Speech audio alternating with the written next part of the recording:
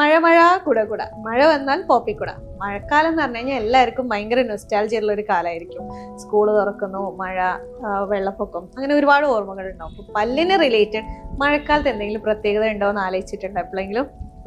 മഴക്കാലത്ത് പ്രത്യേകിച്ചും ഹ്യൂമിഡിറ്റി കൂടുമ്പം അതേപോലെ ടെമ്പറേച്ചറിൽ ഭയങ്കരമായിട്ടുള്ള ഫ്ലക്ച്വേഷൻസ് വരുമ്പം നമ്മളുടെ പല്ലിലെ ബാക്ടീരിയയും ഫംഗസൊക്കെ ഗ്രോ ചെയ്ത് നമ്മളുടെ പല്ലുകളും പെട്ടെന്ന് കേടുവരാനുള്ള ഒരു സാധ്യത ഉണ്ട്.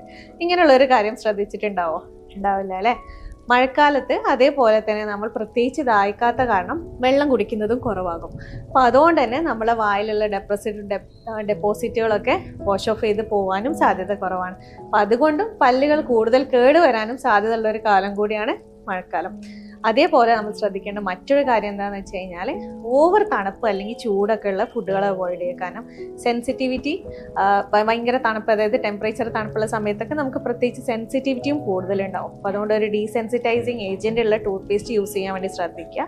നിങ്ങൾ ബ്രഷിങ് ഒന്നുകൂടി വിഗ്രസ് ആയിട്ട് 2 times നിർബന്ധമായിട്ട് ചെയ്യുക. ബ്രഷിങ്ങിൻ്റെ കൂടെ തന്നെ ഫ്ലോസിങ്ങും നിർബന്ധമായിട്ട് ചെയ്യാം. ഇങ്ങനെയുള്ള ചെറിയ കാര്യങ്ങൾ ശ്രദ്ധിച്ചു കഴിഞ്ഞാൽ നമുക്ക് മഴക്കാലമല്ല ഏത് കാലമായാലും നമ്മളുടെ പല്ലിൻ്റെ ആരോഗ്യം രക്ഷിക്കാം.